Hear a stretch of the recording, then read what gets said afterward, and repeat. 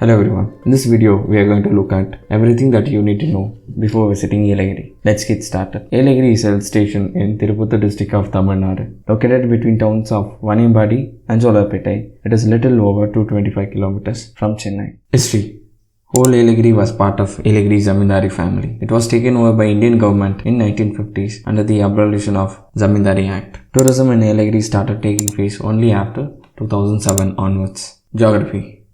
Yelagiri is part of Eastern Ghats. It has an elevation of 1010 meters. Comparatively, Kodaikanal has the elevation of 2133 meters and Ooty with 2240 meters. Though surrounded by semi-arid regions, due to its elevation, it has cool climate. Temperature here typically ranges from 15 to 35 degrees Celsius, with average temperature of 25 degrees Celsius. Places to visit. First up, we have Yelagiri boating, which has a park surrounded by it. For the park, the entry cost is 20 rupees, and for the boating, it has two different costs. For rowboat, it costs 50 rupees. For the paddle boat, it costs 200 rupees. Then you have Swami Malai Hills, which is the highest point in Yelagiri. The entry cost for the Swami Malai Hills is 200 rupees. With respect to parks, Yelagiri has few. Fundira being the major, it has three types of ticket. Basic ticket costing 300 rupees. Other parks include Cloud Forest Park, Yelagiri Nature Park and Yelagiri Birds Park.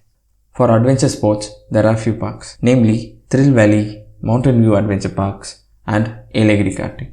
Additionally, here Thangakotai can be another place to visit. Although it is an experiential stay, you can pay a fee to visit. Finally, you have Jalagampare Falls, which is outside the Yelagiri. So having them at first or last in your trip would be advised.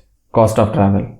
With respect to travel, you can sum up all your expenses into these four headings. It can be either transport or fuel cost, it can be a food cost, or it can be activity cost, or it can be a cost for your stay. So let us begin to see what will be the cost for each category. So let's dive deep into each heading. First up, travel. So with respect to travel, I have not included public transport as it depends on mode of transport you are choosing. Either it can be a railways or a bus, whether it is private or public. So I have not included that. With respect to two-wheeler, I have considered 20 km per liter as a worst case scenario. So at 20 km per liter with 104 rupees as per liter cost, it comes out to be 5 rupees for each kilometer, and for 440 km it costs 2288. Why this 440 km? Because it's a distance from Chennai bus stand to Yelagiri. Now per car, similarly for 12 km per liter, that is 12 km mileage, it costs 8 rupees if you consider 104 rupees as a per liter fuel cost, and for 440 km it comes out to be 3,813 rupees. Now put all this figure mentioned here are taken from a high cost hotel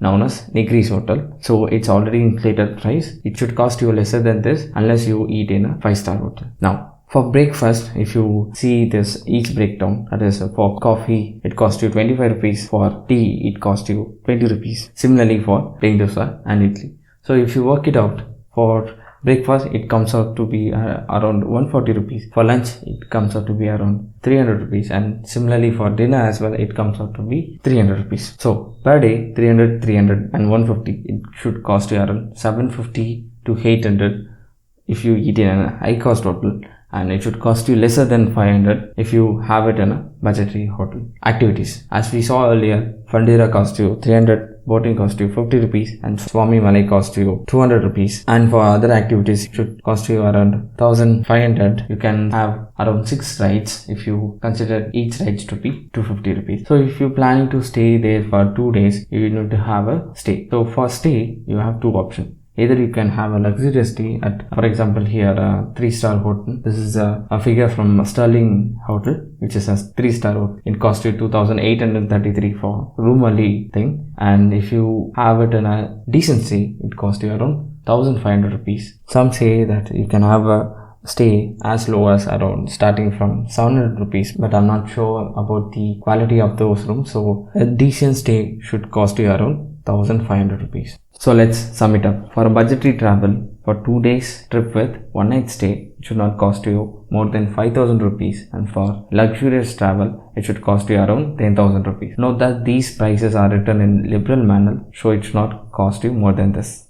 I went for a 1-day trip with a gang of 6 friends. We had a breakfast before reaching Yelagiri, so it was cheap.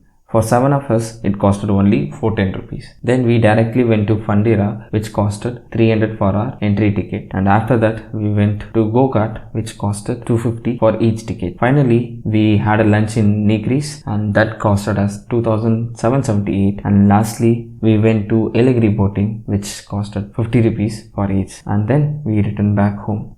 Definitely, it was a good experience, and I would surely suggest for those who is allergic to freezing cold of Ooty and Kodaikanal like me and yet want to visit a hill station. I would suggest you to go for a 2-day trip, as you can't visit all places in one day.